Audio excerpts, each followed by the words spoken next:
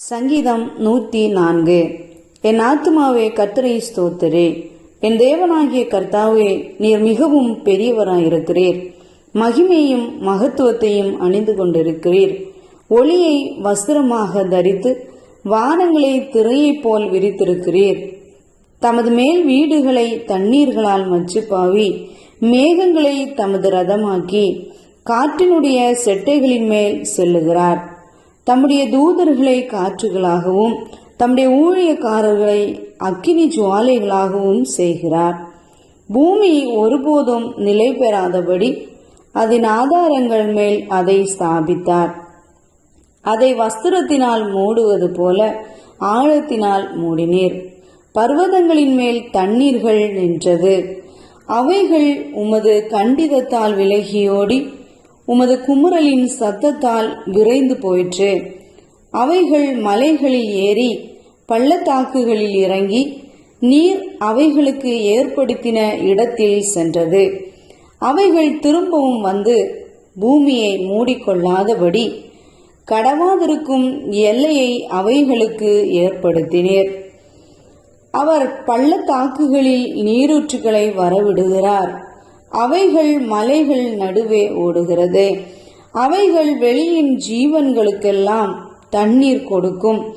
அங்கே காட்டு கழுதைகள் தங்கள் தாகத்தை தீர்த்து கொள்ளும். அவைகளின் ஓரமாய் ஆகாயத்து பறவைகள் சஞ்சரித்து கிளைகள் மேலிருந்து பாடும். தம்முடைய மேல் வீடுகளிலிருந்து பர்வதங்களுக்கு தண்ணீர் இறைக்கிறார். உமது கிரியைகளின் பலனாலே பூமி திருப்தியாயிருக்கிறது. பூமியிலிருந்து ஆகாரம் உண்டாகும்படி அவர் மிருகங்களுக்கு புல்லையும் மனுஷருக்கு உபயோகமான பயிர் வகைகளையும் முளைப்பிக்கிறார். மனுஷனுடைய இருதயத்தை மகிழ்ச்சியாக்கும் திராட்சரசத்தையும் அவனுக்கு முகக்கலையை உண்டு பண்ணும் எண்ணெயையும் மனுஷனுடைய இருதயத்தை ஆதரிக்கும் ஆகாரத்தையும் விளைவிக்கிறார். கர்த்தருடைய விருட்சங்களும் அவர் நாட்டின லீபனோனின் கேதுருக்களும் சாரத்தினால் நிறைந்திருக்கும். அங்கே குருவிகள் கூடுகட்டும். தேவதாரு விருட்சங்கள் கொக்குகளின் குடியிருப்பு. உயர்ந்த பர்வதங்கள் வரையாடுகளுக்கும் கண்மலைகள் குளிமுசல்களுக்கும் அடைக்கலம். சந்திரனை கால குறிப்புகளுக்காக படைத்தார்.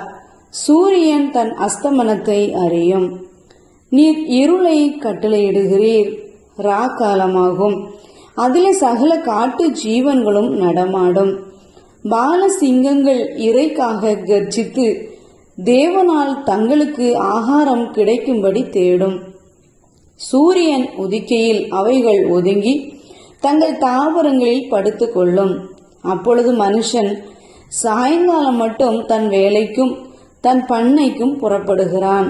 கர்த்தாவே, உமது கிரியைகள் எவ்வளவு திரளாயிருக்கிறது. அவைகளை எல்லாம் ஞானமாய் படைத்தீர்.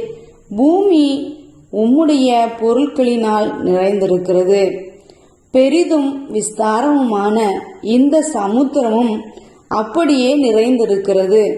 அதிலே சஞ்சரிக்கும் சிறியவைகளும் பெரியவைகளுமான எண்ணிறந்த ஜீவன்கள் உண்டு. அதிலே கப்பல்கள் ஓடும். அதிலே விளையாடும்படி நீர் உண்டாக்கின திமிங்கலங்களும் உண்டு. ஏற்ற வேளையிலே ஆகாரத்தை தருவீர் என்று அவைகளெல்லாம் உம்மை நோக்கி காத்திருக்கும். நீர் கொடுக்க அவைகள் வாங்கிக் கொள்ளும். நீர் உம்முடைய கையை திறக்க அவைகள் நன்மையால் திருப்தியாகும். நீர் உமது முகத்தை மறைக்க திகைக்கும். நீர் அவைகளின் சுவாசத்தை வாங்கிக் கொள்ள அவைகள் மாண்டு தங்கள் மண்ணுக்கு திரும்பும். நீர் உம்முடைய ஆவியை அனுப்பும் போது அவைகள் சிருஷ்டிக்கப்படும். நீர் பூமியின் ரூபத்தையும் புதிதாக்குகிறீர். கர்த்தருடைய மகிமை என்றென்றைக்கும் விளங்கும். கர்த்தர் தம்முடைய கிரியைகளிலே மகிழுவார். அவர் பூமியை நோக்கி பார்க்க அது அதிரும். அவர் பர்வதங்களை தொட அவைகள் புகையும்.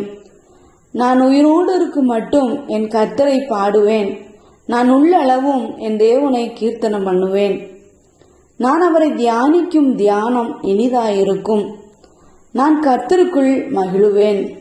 பாவிகள் பூமியிலிருந்து நிர்மூலமாகி துன்மார்க்கர் இனி இராமல் போவார்கள். என் ஆத்துமாவே கர்த்தரை ஸ்தோத்திரி.